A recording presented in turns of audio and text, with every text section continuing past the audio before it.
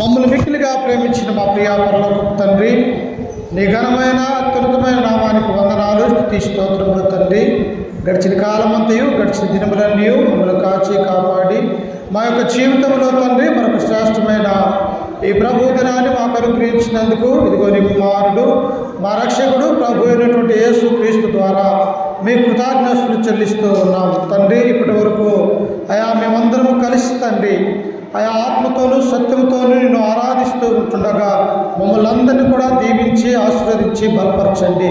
ఇదిగో పరిశుద్ధ గ్రంథంలో నుంచి నీ మాటలు తండ్రి బోధించబోతూ ఉంటుండగా నిలవబడ్డటువంటి నేను నిరుత్తు మాత్రుని తండ్రి, ఇదిగో తండ్రి సంఘంలో ఉన్నటువంటి నీ బిడ్డలు నీ మాటలు తండ్రి విని గాయకొని వాటి ప్రకారం మేమందరం కూడా జీవించుటకు కృప చూపించి సహాయం చేయండి తండ్రి. ఇదిగో అల్లరి శక్తుల్ని సైతాన్ శక్తుల్ని మీరు దూరపరచండి తండ్రి. నీ కృప నీ ప్రేమ మా మీద ఉంచి మాకు సహాయం చేయగలరని యేసు క్రీస్తు నామమున ప్రార్థించి అడిగి వేడుకుంటున్నాము తండ్రి. ఆమేన్. పిల్లలు ఎవరు అరవద్దును.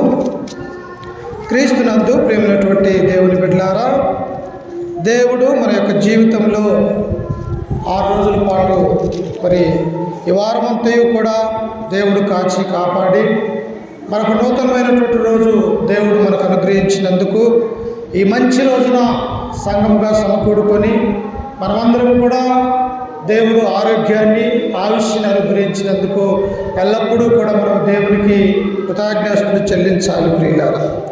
అందుకనే ఈ ప్రతి ఆదివారంలో కూడా దేవుని యొక్క వాక్యములో నుంచి దేవుని యొక్క మాటలను మనం నేర్చుకుంటూ ఆత్మ సంబంధంగా మన యొక్క విశ్వాసాన్ని ముందుకు కొనసాగిస్తూ ఉన్నాం. మనం ఎన్ని సంవత్సరాలు ఈ లోకంలో జీవించిన మన బ్రతుకు దినములన్నీ కూడా దేవుని యొక్క వాక్యాన్ని మనము నేర్చుకునే వారిగా ఉండాలి ప్రియులారా. ఎందుకు దేవుని యొక్క వాక్యాన్ని మనం వినాలి, నేర్చుకోవాలి అంటే ప్రియులారా, ఇది మన యొక్క జీవానికి మన యొక్క ఆత్మను పరలోక రాజ్యాన్ని చేర్చడానికి ఒక మార్గము దేవుని యొక్క వాక్యము అనేది మనం నేర్చుకోవాలి ప్రియులారా. ఈరోజు కూడా ఒక ప్రవక్త గురించి మనం నేర్చుకొనబోతూ ఉన్నాం. ఎవరు ఈయన, ఎలాంటి వాడు ఈ యొక్క ప్రవక్త? బైబిల్లో ఉన్నటువంటి అనేక మంది ప్రవక్తలు ఉన్నారు. ఈ యొక్క ఆదికాండం నుంచి ప్రకటన వరకు మనం చూస్తూ ఉన్నప్పుడు అనేక మంది దేవుడు ఏం చేశాడంటే దేవుని యొక్క ప్రజలకు వివరించడానికి ప్రవక్తలు ఏర్పరచుకున్నట్టుగా మనం బైబిల్లో మనం చూడగలం ప్రియుడా. ఎంతమంది ఉన్నారు? ఒక మోషే, ఒక అహరోను, ఒక మిరియాము, లేకపోతే ఒక హగ్గయి, ఆమోసు, ఇలాంటి వారు బైబిల్లో అనేక మంది కూడా దేవుడు ఏం చేశాడంటే నా ప్రజలకు బోధించడానికి ఒక ప్రవక్తని దేవుడు ఎన్నుకుంటున్నట్టుగా మనం చూస్తూ ఉన్నాం. అయితే ప్రవక్తలందరూ కూడా ఏమై ఉన్నారు అంటే ఇశ్రాయేలు ప్రజలై ఉన్నారు. ప్రవక్తలందరూ కూడా ఎవరు? ఇశ్రాయేలు ప్రజలై ఉన్నారు.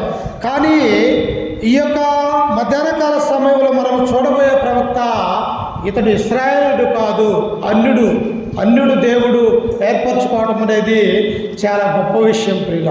ఎందుకంటే అన్యులుగా ఉన్నటువంటి మనకు ఏ ఆలోచనలు ఉంటాయి? ఎక్కువగా విగ్రహారాధన అనేది ఉంటూ ఉన్నది. ఎక్కువగా మనకు తండ్రి అయినటువంటి దేవుడు అంటే తెలియనటువంటి వారిగా అన్య జనాంగం ఉంటూ ఉన్నాం. కానీ ఇప్పుడు మనం నేర్చుకున్నటువంటి ఈ యొక్క ప్రవక్త ఎలాంటి వాడంటే అన్య దేశంలోని ఉండి అన్యులతో పాటు సహవాసం కలిగినటువంటి వాడిగా నిత్యము కూడా తన యొక్క జీవితంలో అన్యులుగా ఉన్నటువంటి వారి మధ్య ఉన్నటువంటి ప్రవక్త ఈ యొక్క బిలాము ప్రవక్త గురించి మనం నేర్చుకొనబోతూ ఉన్నాం. ఎవరు యొక్క బిలాము, ఎక్కడ కనిపిస్తాడు మనకు బైబిల్లో అన్నటువంటి విషయాన్ని మనము ఆలోచన చేస్తే ప్రియులారా, ఈయన సంఖ్యాకాండము గ్రంథంలో కనిపించే ప్రవక్త. పాత నిబంధన గ్రంథంలో మోసే రాసినటువంటి 5 గ్రంథాలు ఉంటే 5 గ్రంథాలలో ఉన్నటువంటి ఒక గ్రంథమే సంఖ్యాకాండం అనే గ్రంథము మనము ఈ యొక్క మధ్యాహ్నకాల సమయంలో మనం నేర్చుకుంటూ ఉన్నాము ప్రియులారా. మనందరికీ కూడా తెలుసు, ఇశ్రాయేలులు దేవుని యొక్క మాటలు లెక్క చేయక దేవుని యొక్క మాటలు విననప్పుడు వారిని ఎక్కడికి పంపించాడంటే ప్రియులారా 400 సంవత్సరాలు ఐగుప్తు దేశంలోనికి పంపించాడు దేవుడు. ఎందుకు?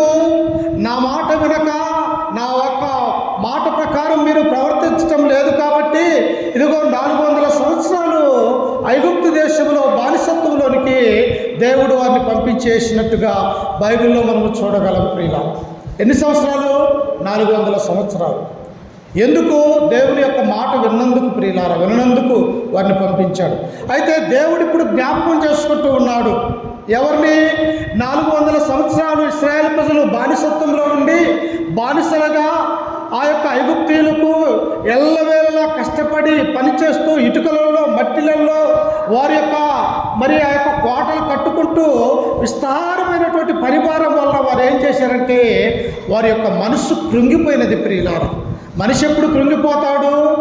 ఆర్థిక సంబంధమైనటువంటి బాధలు వచ్చినప్పుడు, లేకపోతే కుటుంబ సమస్యలు వచ్చినప్పుడు, లేకపోతే అప్పులు ఎక్కువగా అయినప్పుడు, లేకపోతే అనారోగ్యం కలిగినప్పుడు మనిషి అనేది కృంగిపోతూ ఉంటాడు ప్రియులారా.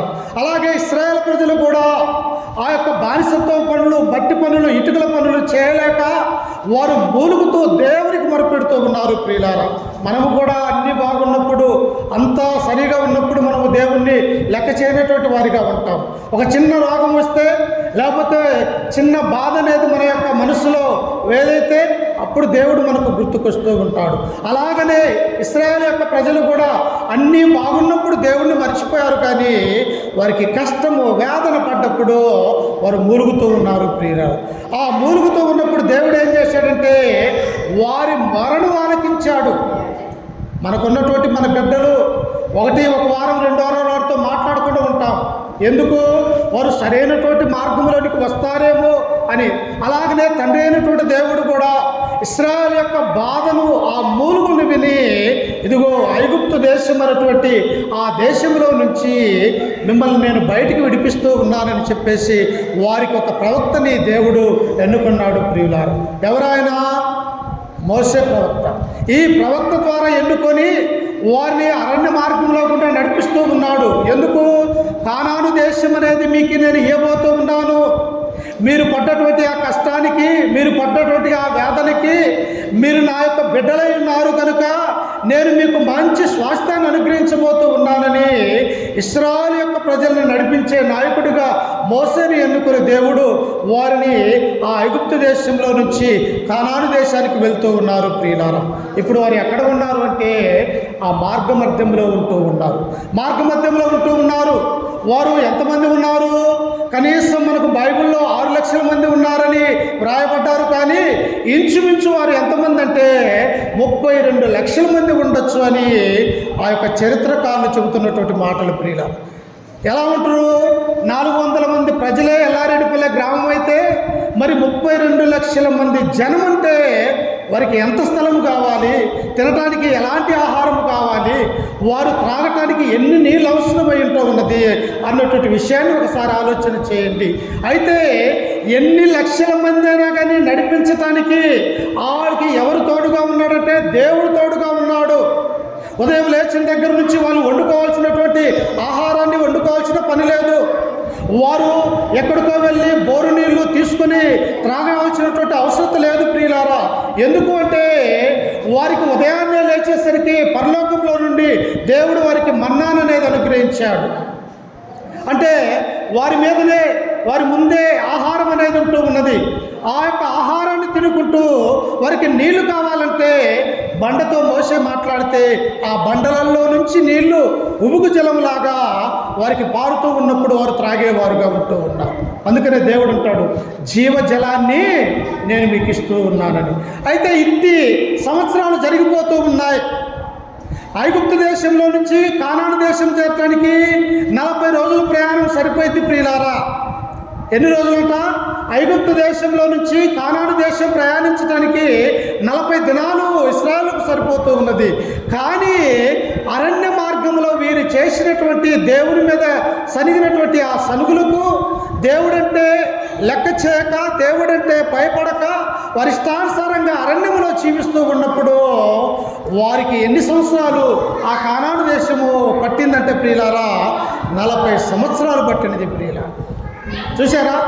40 రోజులలో నడవలసినటువంటి వారు 40 రోజులలో ఈ ఐగుప్తు దేశంలో నుంచి కానాను దేశం చేరవలసినటువంటి వారు దేవునికి విధేయత కలిగి లేక అవిధేయత కలిగి ఎన్ని సంవత్సరాలు వారికి పట్టిందంటే 40 సంవత్సరాలు వారు అరణ్యంలోనే నడవలసినటువంటి ఆ యొక్క సమస్య వచ్చి పడ్డది ప్రియులారా. ఇప్పుడు వారు ఎక్కడ ఉన్నారు అంటే వారు ఎదోమీయులైనటువంటి ఆ రాజు యొక్క పట్టణంలోనికి వచ్చి ఉన్నారు. ఇప్పుడు వాళ్ళు ఎంతమంది ఉన్నారు? 32 లక్షల మంది ఉన్నారు. ఇప్పుడు చూడండి ఆ ఎదోమీ రాజు ఏమంటూ ఉన్నాడో. సంఖ్యాకాండము 20వ అధ్యాయము 14వ వచనాన్ని మనం చదువుకుందాం.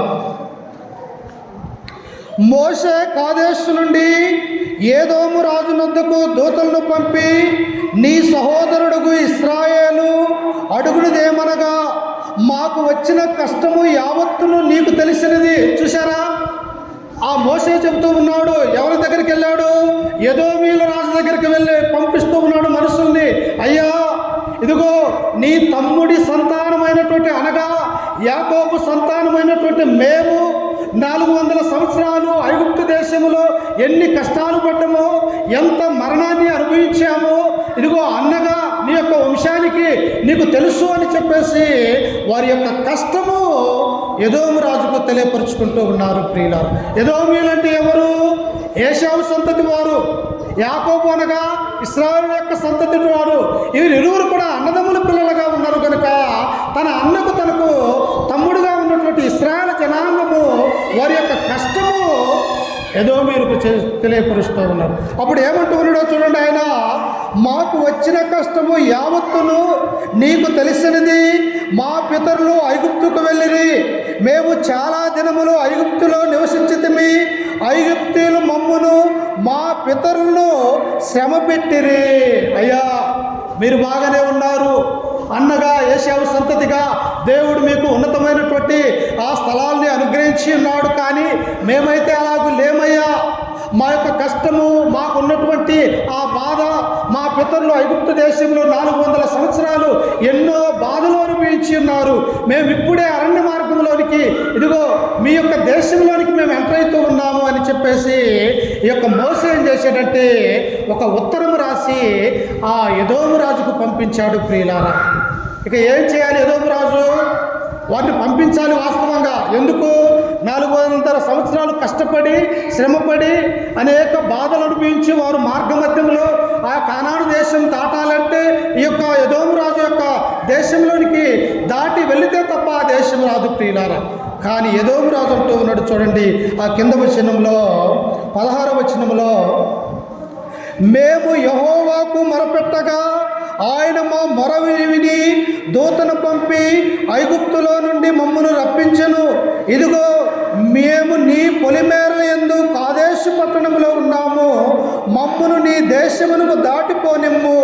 పొలములలో బడి అయినను ద్రాక్ష తోటలలో బడి అయినను వెళ్ళము. బావుల నీళ్లు త్రాగము.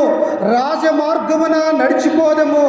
నీ పొలిమేరలు దాటు వరకు కుడివైపునకు ఎడమ వైపునకైనను తిరగబడకుండా పోయేదమని చెప్పించెను. అయ్యా, ఎన్నో కష్ట నష్టాలు పడి ఈ యొక్క మీ దేశం దగ్గరలోనికి కాదేశుకు మేము వచ్చి ఉన్నాము. మమ్మల్ని ఇదిగో మీ దేశంలో నుంచి రాజమార్గంలో నుండి మేము కానాను దేశానికి వెళ్ళిపోతామని ఈ ఎదోము రాజును బ్రతిమలాడుతూ ఉన్నారు ప్రియులారా. మా బాధలు వినండి, మా బాధను అర్థం చేసుకోనండి. మా యొక్క భార్యలు పిల్లలు 32 లక్షల మంది జనమున్నాము. అరణ్యంలో కొన్ని సంవత్సరాల నుంచి మేము ప్రయాణం చేస్తూ ఉన్నాము, కానీ మా యొక్క గమ్యం మేము చేరుకోలేకపోతూ ఉన్నామని ఈ యొక్క ఇశ్రాయేలు యొక్క ప్రజలు ఆ రాజుకు విన్నపము అనుగ్రహించాడు ప్రియులారా. ఎవరి మనసైనా కలుగుతుంది. ఎందుకు? వారిని చూస్తే సరైనటువంటి బట్టలు లేవు, సరైనటువంటి తిండి లేదు. వారికి 400 సంవత్సరాలు శ్రమ పడుతూ ఉన్నారని వారు పోనీయాల్సింది పోయి ఈ యొక్క ఎదోము రాజు అంటూ ఉన్నాడు చూడండి. ఏమంటూ ఉన్నాడంటే కింద వచనంలో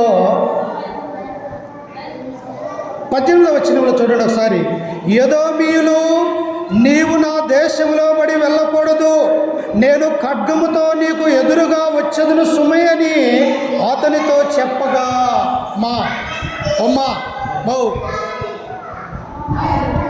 బయటికి పోండి అమ్మ. మంచి వాక్యము. ఎవరారో దరిద్ర నేనేం చెప్పలేను. ఈ ఎదోము రాజు అంటూ ఉన్నాడు, అయ్యా, నా దేశంలోనికి నేను మిమ్మల్ని రానియను. అసలు మా పొలిమేరలు కూడా మీరు తొక్కకూడదు అని చెప్పేసి యొక్క ఎదోము రాజు ఇశ్రాయేలు ప్రజల్ని అడ్డగించినాడు ప్రియులారా. ఈ ఎదోము రాజు అడ్డగించితే వారు మరి ఒక మార్గాన్ని వెళ్ళిపోతూ ఉన్నారు. ఎక్కడికి వెళ్తూ ఉన్నారు అంటే ఆయా దేశంలో గుండా వారు ప్రయాణం చేస్తూ ఉన్నప్పుడు ఇక ఎవరి మాట వినటం లేదు. ఏ దేశానికి వెళ్ళి అయ్యా మీ దేశం గుండా మేము దాటిపోవాలంటే వారిని పోనివ్వట్లేదు ప్రియులారా. ఇప్పుడు దేవుని యొక్క కోపము అన్ని దేశాల మీద, రాజుల మీద ఆ యొక్క ఎదురు తిరిగారు ప్రియులారా. ఇదిగో మోసే, నీవు ఏ దేశానికి వెళితే ఆ దేశపు రాజు వారి యొక్క ప్రజలు నీ యొక్క మాట వినటం లేదు కాబట్టి ఇక వారి మీద యుద్ధమే చేసి నీవు గెలిచి నీ యొక్క కనాను దేశానికి వెళ్ళిపోమని ఈ యొక్క మోషేకు దేవుడు సెలవిచ్చాడు ప్రియుల. ఎంత చెప్పినా దేవుడు ఏం చేస్తాడు? ఎంత చెప్పినా మాట వినకపోతే ఏం జరుగుతుంది? ఒకసారి చూడండి సామెతల గ్రంథము. ఎంత చెప్పినా వినకపోతే ఏం జరుగుతుందో ఒకసారి దేవుడు ఇక్కడ సెలవిచ్చాడు. సామెతల గ్రంథము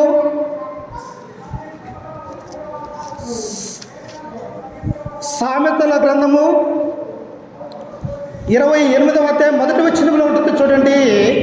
ఎవడును తరముకుండానే దుష్టుడు పారిపోవును, నీతిమంతులు సింహం వలె ధైర్యముగా. ఎంత చెప్పినా వినకపోతే నీ అంతటికి నువ్వే పారిపోయేటట్టు దేవుడు చేస్తాడు ప్రియులారా. కానీ నీతిమంతులు ఎలాగుంటారంట? సింహం వలె ఉంటారు. ఎందుకు? దేవుని యందు భయము, భక్తి, విశ్వాసము కలిగి ఉన్నారు కనుక ఇశ్రాయేలు యొక్క ప్రజల్ని ఈ యొక్క రాజులు పోనీయట్లేదు కనుక వారితో యుద్ధము చేసి గెలుస్తూ ఆయా దేశాలను స్వాధీనపరుచుకుంటూ వారు కనాను దేశానికి వెళ్ళిపోతూ ఉన్నారు ప్రియులారా.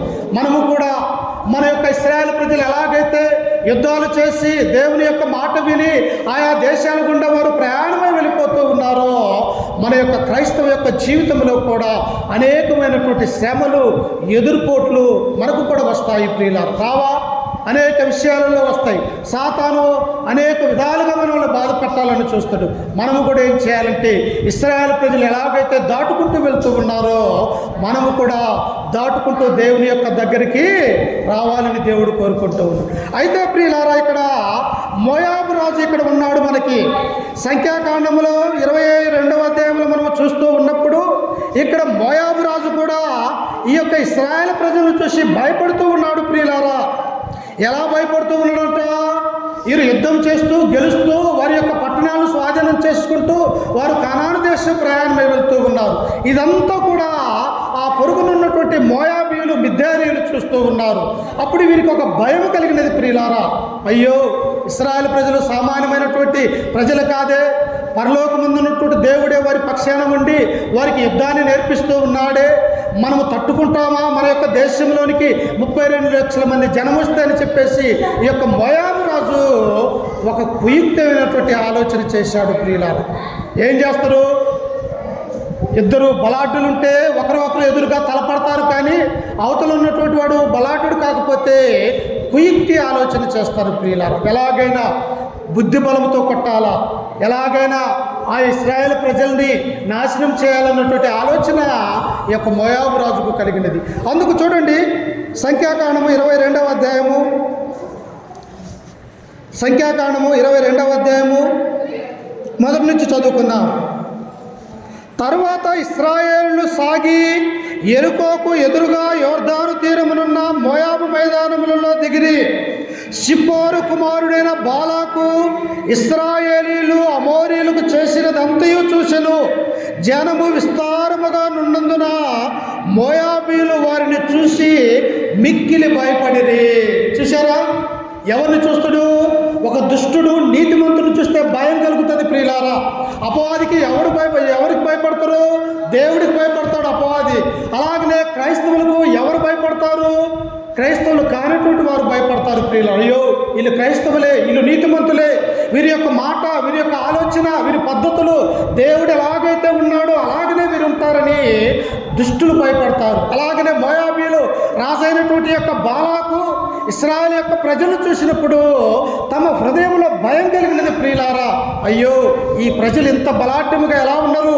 వీళ్ళు దాసరికంలో ఉండి ఐగుప్తు దేశంలో నుండి వచ్చినప్పటికీ కూడా ఈ ప్రజలకి దేవుడు అండగా ఉన్నాడు కనుక ఇతన్ని మనం ఎదుర్కోలేము ఈ ప్రజలని చెప్పేసి ఈ మోయాబు రాజు అయినటువంటి బాలాకు ఆలోచన చేస్తూ ఉన్నారు ప్రియులారు. అప్పుడు ఏమని ఆలోచన చేస్తూ ఉన్నారో చూడండి, కింద వచనంలో 3వ వచనంలో, జనము విస్తారముగా ఉన్నందున మోయాబీలు వారిని చూసి మిక్కిలి భయపడిరి. మోయాబీలు ఇశ్రాయేలుకు జంకిరి. మోయాబీలు మిద్యాను పెద్దలను చూసి ఎద్దు బీతిక పచ్చికని నాకివేయినట్లు ఈ జనసమూహం మన చుట్టూ ఉన్నది, యావత్తును ఇప్పుడు నాకివేయుననిరి. ఇశ్రాయేలు ప్రజలు చూసేసరికి మోయాబీలు ప్రజలకి, మోయాబు రాజులకి, మిద్యానీయుల రాజులకి ఏమైపోయిందంటే, ఒక పచ్చిక బయళ్ళల్లో ఎద్దు ఎలాగైతే ఆ గడ్డిని భూమి వరకు తింటూ ఉన్నదో, ఈ ఇశ్రాయేలు యొక్క ప్రజలు మన యొక్క దేశంలోనికి వస్తే మనల్ని కూడా నాశనం చేస్తారన్నటువంటి ఆ భయము ఈ యొక్క మోయాబీలకు ఉన్నది ప్రియులారా. వాస్తవంగా దేవుడు చెప్పి పంపించాడు. ఏమని పంపించాడో తెలుసా? మీరు ఐగుప్తు దేశంలో నుంచి కానాను దేశే వెళ్ళే మార్గాలలో మోయాబీలు తగులుతారు, మీకు ఏదోమీయులు తగులుతారు, అలాగనే మిద్యానీయులు ప్రజలు ఉంటారు. కాబట్టి ఏ దేశంలోనికి వెళ్ళినా ఆ ప్రజల్ని మీరు ఏమీ అనొద్దు అని చెప్పేసి దేవుడు వారికి ముందుగా చెప్పాడు ప్రియులారా. ఎందుకంటే అన్యులైనప్పటికీ, ఇశ్రాయేలు ప్రజలైనప్పటికీ ఈ లోకంలో ఉన్నటువంటి ప్రపంచ మానవాళి ఎవరు నిర్మించాడు? ఒక్క మనుష్యుడి గుండి ఈ భూలోకం అంతా కూడా జన్మించిందని ప్రియులారా. అందుకనే దేవుడు ఇక్కడ ఏం చెప్పాడు? మోయాబు దేశానికి వెళ్ళినా, ఎదోమీయుల దగ్గరికి వెళ్ళినా మీరు వారి యొక్క ఆస్తిని కానీ, ఐశ్వర్యాన్ని కానీ, వారి యొక్క పట్టణాలు కానీ మీరు దోచుకోవద్దు అని చెప్పేసి దేవుడు చెప్పి ముందుగా పంపించి ఉన్నాడు ప్రియులారా. కానీ ఈ మోయాబు రాజు అయినటువంటి బాలాకు ఆ యొక్క ఇశ్రాయేలు చూసి భయపడి వీరు మనల్ని ఏం చేస్తారు అని చెప్పేసి ఇతడు ఒక కుట్రతో కుయుక్తి ఆలోచన చేస్తూ ఉన్నాడు. ఏమని ఆలోచన చేస్తూ ఉన్నాడు? ఇప్పుడు చూడండి ఏమని ఆలోచన చేస్తూ ఉన్నాడు. అదే సంఖ్యాకాండము 22వ అధ్యాయము 5వ వచనాన్ని చదువుకుందాం. సంఖ్యాకాండము 22వ అధ్యాయం 5వ వచనాన్ని. కాబట్టి అతడు బేయారు కుమారుడైన బిలామును పిలుచుటకు అతని జనుల దేశమందలి నది యొద్దనున్న పీతోరుకు దూతల చేత ఈ వర్తమానము పంపెను, చిత్తగించుము, ఒక జనము ఐగుప్తులో నుండి వచ్చెను, ఇది వారు భూతలములను కప్పి నా ఎదుట దిగి ఉన్నారు చెబుతూ ఉన్నాడు. ఏం చేస్తే ఈ ఇశ్రాయేలు ప్రజల్ని నేను ఎదుర్కొనగలను? యుద్ధమా? నేను చేయలేను. ఎందుకు? దేవుడు వారి పక్షాన ఉన్నాడు కాబట్టి యుద్ధంతో నేను గెలవలేదు. కాబట్టి ఇతన్ని ఏం చేయాలంటే ప్రవక్తను ఇక్కడికి పిలిపించి ప్రవక్త ద్వారా ఏం చేయాలో తెలుసుకుందామని చెప్పేసి ఈ మోయాబు రాజు అయినటువంటి బాలాకు ఎవరిని పిలుస్తూ ఉన్నాడంటే ప్రియులారా, ఇదిగో బిలామును పిలుస్తూ ఉన్నాడు. బిలాము ఎక్కడ ఉన్నాడట? ఆయన పీతోరు అనేటువంటి దేశంలో ఉన్నాడు. ఆయన వీళ్ళు ఉంటున్నటువంటి ప్రాంతానికి, ఆ యొక్క ప్రవక్త ఉండే ప్రాంతానికి ఇంచుమించు ఎన్ని కిలోమీటర్ల దూరం అంటే ప్రియులారా, మరి 2000 కిలోమీటర్ల దూర ప్రాంతంలో ఉన్నాడు. ఎన్ని కిలోమీటర్లమ్మా? 2000 కిలోమీటర్ల ప్రాంతంలో ఉన్నాడు. అంటే ఒక వ్యక్తి ఈ మోయాబు దేశంలో నుంచి పితోరు అనేటువంటి ఆ దేశానికి వెళ్ళాలంటే ఇంచుమించు 20 రోజులే ప్రయాణం జరుగుతూ ఉన్నది. 20 రోజుల ప్రయాణం చేసి ఆ దేవుని యొక్క ప్రవక్తగా ఉన్నటువంటి బిలామును మన దగ్గరకు తీసుకొని వద్దాము అని చెప్పేసి ఈ మోయాబు రాజు ఆలోచన చేస్తూ ఉన్నాడు. ప్రియులా అయ్యా కుర్చీ. అప్పుడు ఈ మోయాబు రాజు ఆలోచన చేస్తూ ఉన్నాడు. మోయాబు రాజు ఎవరిని పిలిపిస్తూ ఉన్నాడంట? బిలాము అనేటువంటి ప్రవక్తని పిలిపిస్తూ ఉన్నాడు. ఈ ప్రవక్త ఎవరు అంటే ప్రియులారా, ఈయన దేవుని ప్రవక్తగా ప్రాంతంలో ఉంటూ ఉన్నాడు. బిలాము అనగా అర్థం ఏమిటో తెలుసా? ప్రజల ప్రభువు.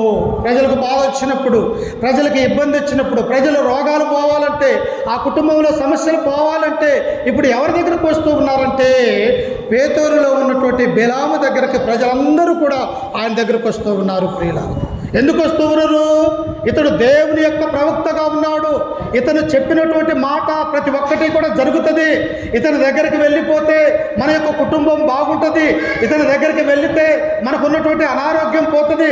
ఇతని దగ్గరికి వెళితే అనేకమైనటువంటి మేలు పొందొచ్చు అని చెప్పేసి ఈ 2000 కిలోమీటర్లలో ఉన్నటువంటి ఆ బిలామును ఈ బాలాకు రాజు ఏం చేస్తూ ఉన్నాడంటే మన దగ్గరికి తీసుకుని రండి. ఎందుకంటే ఈ ఇశ్రాయేలు ప్రజలను శపించాలా, ఈ ఇశ్రాయేలు ప్రజలు 32 లక్షల మంది ఉన్నారు, ఇతన్ని మనం ఎదుర్కోలేమని చెప్పేసి దేవుని యొక్క ప్రవక్తని ఆ మోయాబు దేశానికి తీసుకుని వస్తూ ఉన్నాడు ప్రియుల. చూశారా, ఈ లోకంలో ఎలాంటి సమస్యలు ఉన్నాయో, ఈ లోకంలో బైబిల్లో చూస్తూ ఉన్నప్పుడు ఎన్ని కుట్రలు, ఎన్ని కుతంత్రాలు జరుగుతూ ఉన్నాయో, ఇశ్రాయేలును ఢీకొనటానికి, ఇశ్రాయేలును శపించటానికి, ఇశ్రాయేలును అంతమొందించటానికి ఈ మోయాబు రాజు చేస్తున్నటువంటి ఈ మహాకుట్రని కూడా అనొచ్చు ప్రియులారు. అప్పుడు బిలాము ఏం చేస్తూ ఉన్నాడంటే, బిలాము దగ్గరికి వచ్చారు వాళ్ళు. ఈ బిలాము ఎవరు? దేవుని యొక్క ప్రవక్త, నిత్యము కూడా దేవునితో మాట్లాడేవాడిగా ఉన్నాడు యొక్క బిలాము. అప్పుడు ఆ బిలాముకు చూడండి కింద వచనములో ఏమని ఉన్నదో, 6వ వచనము, 22 6వ వచనము. కాబట్టి నీవు దయచేసి వచ్చి నా నిమిత్తము ఈ జనమును శపించుము, వారు నాకంటే బలవంతులు, వారిని హతము చేయుటకు నేను బలమెందుదునేమో. అప్పుడు నేను ఈ దేశంలో నుండి వారిని తోలివేయుదును. ఏలైనగా నీవు దీవించువాడు దీవించబడుననియు, శపించువాడు శపింపబడవయు నేను ఎరుగుదును. బిలాము ఎలాంటి వాడంట?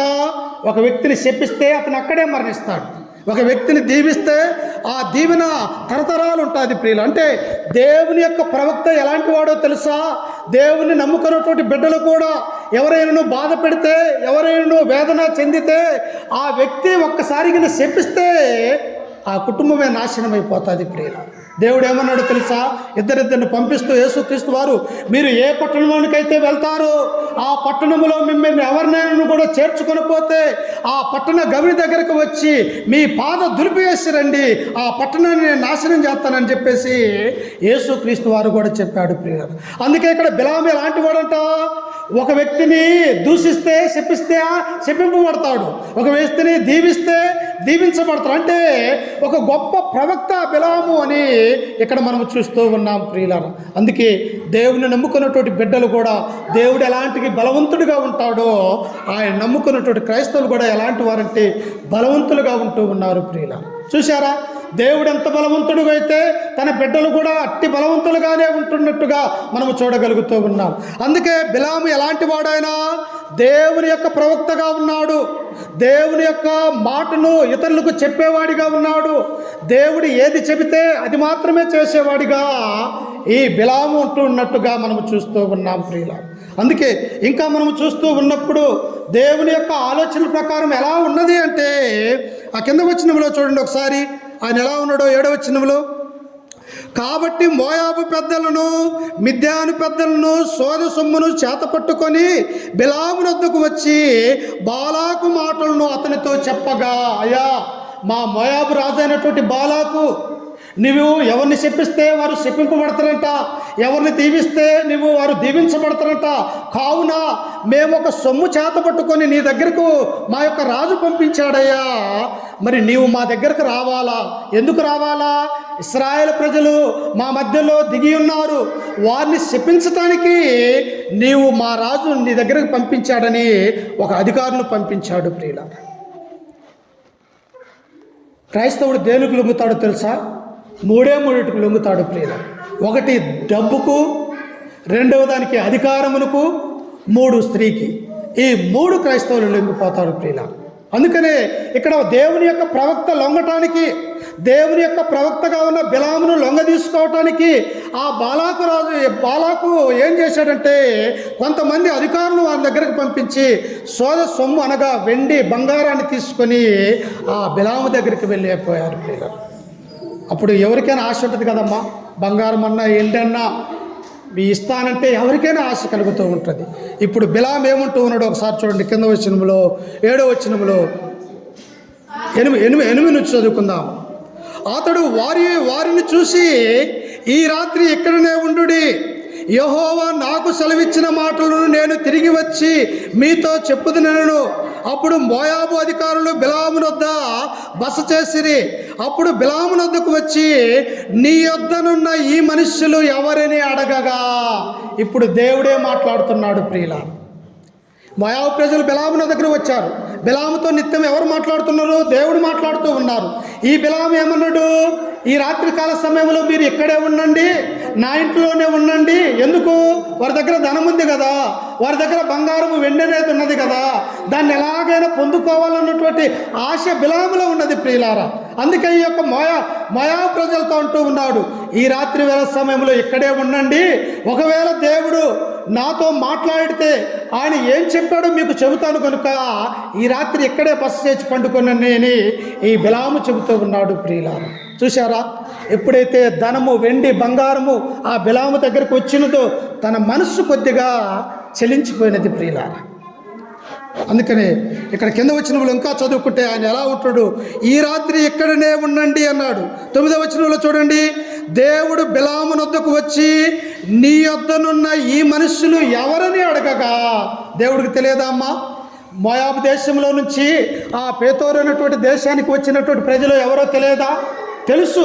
కానీ దేవుని ప్రవక్తగా ఉన్నటువంటి బిలాము యొక్క హృదయాన్ని చూడాలని నీ వద్దకు వచ్చినటువంటి ఆ మనుషులు ఎవరు అని దేవుడు అడుగుతూ ఉన్నాడు. నీవు నేను కూడా మన యొక్క జీవితంలో అనేకమైనటువంటి ఆశలకు సాతాను వాడు ప్రేరేపించగలుగుతాడు ప్రియులారా. కానీ మన హృదయం ఎలా ఉండాలి? గట్టిగా ఉండాలి, ధైర్యంగా ఉండాలి ప్రియులారా. కానీ బిలాము హృదయం ఎలా ఉన్నది? కొద్దిగా చలించిపోయినటువంటి వాడిగా ఉంటూ ఉన్నాడు. దేవుడితో మాట్లాడే ప్రవక్తగా ఉన్నాడు. అందుకు దేవుడు బిలాముతో అంటూ ఉన్నాడు, నీ వద్దకు వచ్చినటువంటి ఈ మనుషులు ఎవరు? ఎందుకు? వారు అన్యులుగా ఉన్నారు, ఇశ్రాయేలును నాశనం చేయడానికి వచ్చినటువంటి మనుషులుగా ఉన్నారు. కనుక నీ వద్దకు వచ్చినటువంటి ఈ మనుషులు ఎవరు బిలాము అని అడగ్గా ఆ బిలాము అంటున్నాడు చూడండి 10వ వచనంలో, నీ వద్దనున్న ఈ మనుషులు ఎవరిని అడగగా బిలాము దేవునితో ఇట్లనను, సిప్పోరు కుమారుడైన బాలాకును మోయాబు రాజు చిత్తగించుము. ఒక జనము ఐగుప్తులో నుండి బయలుదేరి వచ్చెను, వారు భూతలములను కప్పుచున్నారు. నీవు ఇప్పుడే వచ్చి నా నిమిత్తము వారిని శపించుము, నేను వారితో యుద్ధము చేసి వారిని తోలివేదునేమని వీరి చేత నాకు వర్తమానము పంపెను. అయ్యా, ఎవరు ఈ మనుషులంటే మోయాబు రాజు అయినటువంటి బాలాకు పంపించినటువంటి మనుషులు. ఇశ్రాయేలు యొక్క ప్రజలు అక్కడ ఉన్నారంట, వారిని శపించటానికి రాత్రి వేళ సమయంలో నా దగ్గరకు వచ్చి ఉన్నారని దేవునితో మొరపెట్టుకుంటూ ఉన్నారు ప్రియుల. నిజముగా నీవు నేను చేసేది కూడా, మనం ఏం పలికినా ఏ మాట అన్నా ఆయన హృదయాలను తొంగి చూసేవాడు కనుక మన మాట అవునంటే అవును, కాదంటే కాదనే వాళ్ళగా ఉండాలి ప్రియుల. కానీ ఇక్కడ బిలాము చెబుతూ ఉన్నాడు, అయ్యా ఇశ్రాయేలు యొక్క ప్రజల్ని వారిని శపించటానికి ఇదిగో బాలాకు రాజు నా దగ్గరకు పంపించినటువంటి ఈ మనుషులు అని దేవునితో సెలవిస్తూ ఉన్నాడు ప్రియుల. దేవునికి ఏదైనా అసాధ్యమై ఉన్నదా? ప్రపంచంలో ఆయన అంతటా అన్ని వేళలా అందరి హృదయాలను చూసేవాడిగా ఉంటూ ఉన్నాడు ప్రియుల. ఇప్పుడు ఆయన అంటూ ఉన్నాడు చూడండి 12వ వచనంలో, అందుకు దేవుడు నీవు వారితో వెళ్ళకూడదు, ఆ ప్రజలను శపించకూడదు, వారు ఆశీర్వదింపబడిన వారు అని బిలాముతో చెప్పగా, దేవుడు మనసు మార్చుకున్నాడమ్మా. నీవే ప్రదేశంలో పలికినా, నీవెక్కడ ఉన్నా, అన్యుల మధ్య జీవించినా, లేకపోతే వేరే ప్రాంతంలో ఉన్నా, నీవు దేవుడు నా కుమార్తె నా కుమారుడు అనుకుంటే అందరూ చనిపోయినా కానీ నిన్ను మాత్రం దేవుడు కాపాడుతాడు ప్రియుల. అందుకు బిలాముతో దేవుడు అంటూ ఉన్నాడు, బిలాము జాగ్రత్త సుమి, నీవు ఎవరినైతే శపించాలనుకుంటున్నావో, ఏ రాజు అయితే నీకు ధనము ఆస్తిని ఐశ్వర్యాన్ని ఇచ్చి నీ దగ్గరికి వారిని శపించమని అడుగుతూ ఉన్నాడో, ఆ ఇశ్రాయేలు ప్రజలు ఎవరంటే వారు నా ప్రజలు, వారు నేను ఏర్పరచుకున్నటువంటి వారు, నేను దీవించబడినటువంటి వారు. కాబట్టి నీవు వారితో ఆ యొక్క దేశం వెళ్ళకూడదు బిలాము అని చెప్పేసి దేవుడు సెలవిచ్చాడు ప్రియులారా. కానీ ప్రజలు బిలాము వింటాడా? ఎందుకు? తన ముందు బంగారం ఉంది, తన ముందు ధనం ఉంది, తన ముందు ఐశ్వర్యం ఉంది, అసలు ఏం కావాలంటే నీకు అది ఇస్తానని మోయాబు రాజు అంటూ ఉన్నాడు. ఇప్పుడు మరొకసారి బిలాము అంటూ ఉన్నాడు, అయినా ఈ రాత్రి కూడా ఉందాము, ఒకవేళ దేవుడు తన మనసు మార్చుకుంటాడేమో చూద్దామని మరొకసారి మోయాబీలను తన దగ్గరే పెట్టుకున్నాడు ప్రియులా. చూశారా?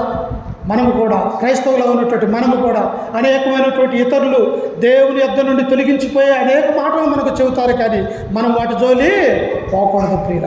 ఇక్కడ బిలాము కూడా చూడండి, రెండవ మారు కూడా వారిని ఉండమంటూ ఉన్నాడు. ఎలాగ ఉండమంటున్నట చూడండి ఒకసారి, ఎలాగ ఉండమంటున్నట్ట వారిని. 22వ అధ్యాయము, సంఖ్యాకాండము 22వ అధ్యాయము 15వ వచనం చదువుకుందాం. ఆయనను బాలాకు వారికంటే బహు ఘనత వహించిన మరి ఎక్కువ మంది అధికారులు మరలా పంపెను. వారు బిలాము వద్దకు వచ్చి అతను చూసి, నీవు దయచేసి నా యొద్దకు వచ్చుటకు ఏమీ అడ్డం చెప్పకము, నేను నీకు బహు ఘనత కలుగజేసేదను. నీవు నాతో ఏమి చెప్పెదువో అది చేసేదను కనుక నీవు దయచేసి వచ్చి నా నిమిత్తము ఈ జనమును శపించమని సిప్పోరు కుమారుడైన బాలాకు చెప్పిరి. ఏం చేశాడు మోయాబు రాజు? ఇతను రాజరికం చేస్తున్నాడు కదా, ఇతను రాజు కదా, ఆ బిలాం మీద ప్రయోగిస్తూ ఉన్నాడు. మొదటినేమో కొంతమందిని మనుషులను పంపించాడు, ఆ మాట వినలేదని మరలా ఇప్పుడు ఏం చేస్తున్నట్టే గొప్ప అధికారులు పంపిస్తూ ఉన్నాడు. బిలాము, నీవు మా రాజు దగ్గరికి వస్తే దేశంలో నీకు ఏది కావాలంటే అధికారాన్ని ఇస్తాము, ధనాన్ని ఇస్తాడు, బంగారాన్ని ఇస్తాడు, లేకపోతే పొలాలు కావాలా పొలాల్ని ఇస్తాడు, లేకపోతే నీకు స్థలం కావాలా ఏది కావాలంటే నీకు అది ఇస్తాడు, కానీ నీవు మాత్రం మాతోటి రావాల్సిందే అని చెప్పేసి ఈ మోయాబు రాజు అయినటువంటి బాలాకు అధికారుల్ని పీతోరుకు పంపించాడు. ప్రియుల, ఇప్పుడు తప్పక రావాలి, రాకపోతే తన ముందు అనేకమైనటువంటి ఆస్తి ఐశ్వర్యాలు ఉన్నాయి. అందుకే ఇప్పుడు ఏమంటూ ఉన్నాడంటే ఈ యొక్క బిలాము చూడండి ఒకసారి, అదే 22వ అధ్యాయము 18వ వచనం చదువుకుందాం. అందుకు బిలాము, బాలాకు తన ఇంటెడు వెండి బంగారములు నాకిచ్చినను కొద్ది పనినైనను గొప్ప పనినైనను చేయనట్లు నేను నా దేవుడైన యెహోవా నోటి మాట మీరలేను. మంచి మాట అన్నాడు ప్రియులారా. ఒకసారి ఏమన్నాడు, ఈ రాత్రికాల సమయంలో నా దగ్గర ఉండండి, దేవుడు ఏమన్నా తన మనస్సు మార్చుకుంటాడేమని ఒకసారి అన్నాడు. ఇప్పుడు రెండవసారి ఏమంటూ ఉన్నాడు, అయ్యా దేవుడు నాతో చెప్పాడు, ఆ ప్రజలు దీవించబడినటువంటి ప్రజలు కాబట్టి నేను దేవుని యొక్క మాట నేను మేరలేనని తన మనస్సులో ఒక మంచి భావాన్ని బిలాము చెప్పాడు. ప్రియులారా, మనం కూడా అంటాం కదా, మొదట ఏమంటామో తెలుసాయా, నేను క్రైస్తవుని, నేను క్రైస్తవురాలని, నేను ఎటువంటి పాపము చేయనని మొదటగా మనం అంటాము. కానీ తర్వాత ధనానికో బంగారానికో లేకపోతే ఇంకో దానికో మనం కూడా లొంగిపోయే స్థితిలో ఉంటాం ప్రియులారా. ఎందుకు? సాతాను వాడి యొక్క అన్నీ కూడా చేస్తూ ఉన్నాడు ప్రియులారా. అందుకు ఆ బిలాము అంటూ ఉన్నాడు చూడండి 19వ వచనంలో, కాబట్టి మీరు దయచేసి ఈ రాత్రి ఇక్కడ నుండి యెహోవా నాతో ఏమి చెప్పును నేను తెలుసుకుందునని బాలాకు సేవకులకు ఉత్తరం ఇచ్చెను. ఇతడు పదే పదే ఉండండి, మీరు ఉంటే దేవుడు ఏమన్నా మరలా తన నిర్ణయాన్ని మార్చుకుంటాడేమో.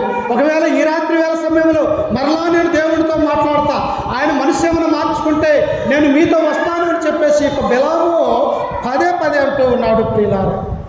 ప్రియులారా, దేవునికి ఎదురుగా మనం వెళ్ళగలమా? ఒకానొక సమయంలో క్రైస్తవులు హింసించడానికి మరి గుర్రాలతో తొక్కించుకుంటూ, కొరడాలతో కొడుతూ, సంఖ్యలతో బంధిస్తూ చంపుతున్నటువంటి సౌలుకు దేవుడు ఏమన్నాడు తెలుసా? సౌలా మునికోలను ఎదురు తన్నుట న్యాయమా నీకు అన్నాడు. అంటే నా రొమ్ములను తన్నుట నీకు న్యాయమా అన్నాడు. ప్రియులారా, ఎందుకు? క్రైస్తవ సంఘాన్ని హింసిస్తూ ఉన్నాడు, క్రైస్తవులను బాధపడుతూ ఉన్నాడు, క్రైస్తవులు అన్నటువంటి వారిని సరసాల్లో బంధించుతూ ఉన్నాడు, క్రైస్తవులు అన్నటువంటి వారిని చంపుతున్నటువంటి ఈ సౌలుకు దేవుడు ఏమన్నాడు తెలుసా? మునికోనులను ఎదురు తన్నుట నీకు న్యాయమా? అంటే దేవునికి నువ్వు ఎదురెళ్ళగలవా అని దేవుడు అడుగుతూ ఉన్నాడు. మనం కూడా కొన్ని సమయాలలో ప్రియులారా దేవుని చిత్తానికి లోబడక, దేవుని యొక్క ఆజ్ఞల ప్రకారం నడుచుకున్నట, మన ఇష్టానుసారంగా మనం నడిచినప్పుడు అనేకమైనటువంటి ఆపదలు మన కుటుంబానికి వస్తాయన్నటువంటి విషయాన్ని మనం గుర్తుంచుకోవాలి. ప్రియులారా, మనం ఏ పని చేసినా ప్రభువా నీ చిత్తమైతే ఈ పని చేయ, దేవా నీ సంకల్ప ప్రకారం నేనేమైనా జాగ్రత్త కలిగి ఉన్నానా, నిత్యం కూడా దేవుణ్ణి అడిగేవారిగా మనం ఉండాలి. ప్రియులారా, కానీ బిలాము ఏమంటూ ఉన్నాడు? అయినా ఈ రాత్రి కూడా ఉండండి, దేవుడు తన యొక్క నిర్ణయము మార్చుకుంటాడేమో అని చెప్పేసి ఆ బిలాము ఈ సోదసొమ్ము కోసము ఆశపడుతున్నట్టుగా మనం చూస్తూ ఉన్నాం.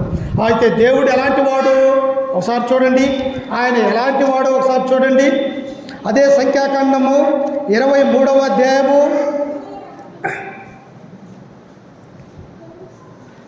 18-19 వచనాలు చదువుకుందాం. సంఖ్యాకాండము 23వ అధ్యాయము 18-19. యెహోవా ఏమి చెప్పినని అడగగా బిలాము ఉపరాన రీతిగా ఇట్లనను. ఏం చెప్పింది రాత్రి నీకు? కలలో దర్శనంలో వచ్చి ఏం చెప్పిండు బిలాము నీకంటే?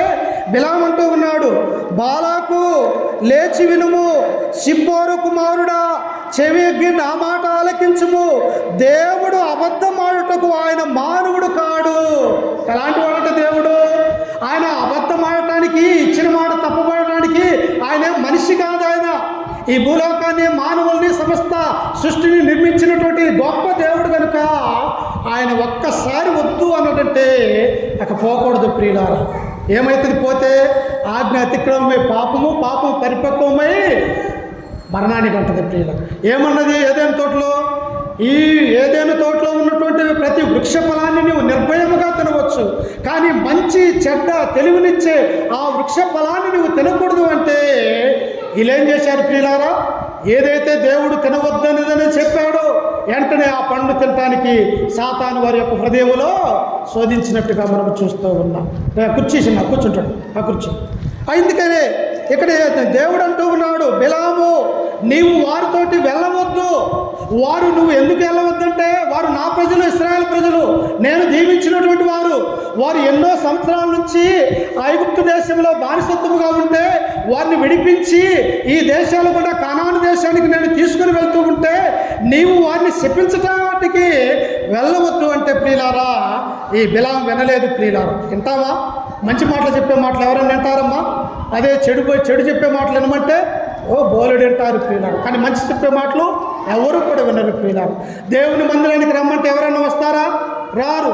ఇదిగో అక్కడ డ్యాన్స్ పార్టీలు జరుగుతున్నాయంటే మొత్తం ఆడవాళ్ళం మగవాళ్ళం మొత్తం కలిసి కూడా అక్కడికి వెళ్ళేవారిగా మనం ఉంటూ ఉన్నాం. కానీ బిలాము కూడా దేవుని యొక్క మాట వినక ఏం చేశాడో చూడండి ఒకసారి. అదే సంఖ్యాకాండము 22వ అధ్యాయము 21వ వచనం.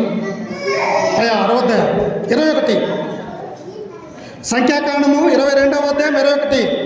ఉదయమున బిలాము లేచి, చూశారా, పాపానికి పరిగెడుతూ ఉన్నాడు.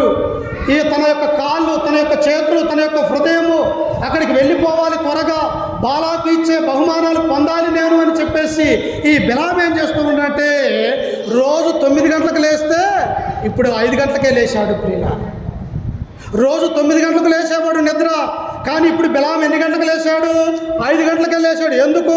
బాలాకు చెప్పినటువంటి ఆ బంగారాన్ని అవన్నీ కూడా నేను తీసుకోవాలన్నటువంటి ఆలోచన కలిగి ఈ బిలాము త్వరపడి ఎలా ఉన్నాడంట, అతడు ఉదయమునే బిలాము లేచి తన గాడిదకు గంతగట్టి మోయాబు అధికారులతో కూడా వెళ్ళెను.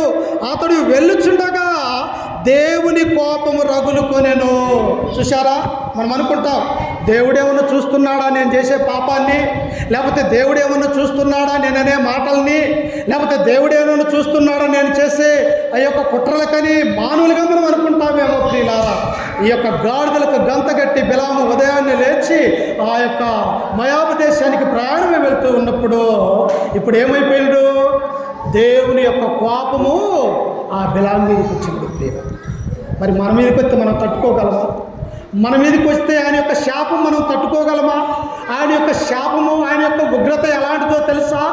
లోతు విషయాలలో ఉంటూ ఉన్నప్పుడు సొదొమ గొమొర్రా అనేటువంటి పట్టణములో మహా దుర్మార్గులుగా, విగ్రహారాధికులుగా, పాపులుగా ఉంటూ ఉన్నప్పుడు దేవుని యొక్క కోపము ఆకాశము నుండి ఆ యొక్క సొదొమ గొమొర్రా పట్టణం మీద రగులుకొన్నప్పుడు ప్రియులారా, ఆకాశము నుండి అగ్ని, గంధకము అంటే పెట్రోలు అగ్ని, పెట్రోలుకు అంత దూరం నుంచి అగ్ని చూపిస్తే మాడిపోతారు ప్రియులారా. ఆ సొదొమ గొమొర్రా పట్టణాన్ని దేవుడు నాశనం చేసినట్టుగా మనం చూస్తూ ఉన్నాం. ఇవన్నీ తెలిసినటువంటి బిలాము ఏం చేస్తూ ఉన్నాడు? ఆ మోయాబీలతో ప్రయాణమై గాడిదకు గంత కట్టుకొని వెళ్ళిపోతూ ఉన్నాడు ప్రియుల.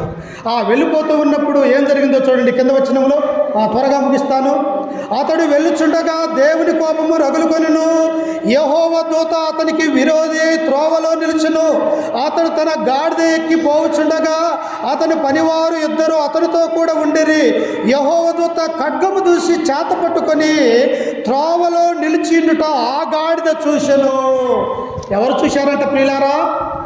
బిలాము చూడవలసినటువంటి ఆ చూపు మోగ చీమరాలైనటువంటి, మరి మాట్లాడలేనటువంటి ఒక గాడిద దేవుడు ఆ ఎదురుగా ఉన్నాడని చూశాడు ప్రియులారా.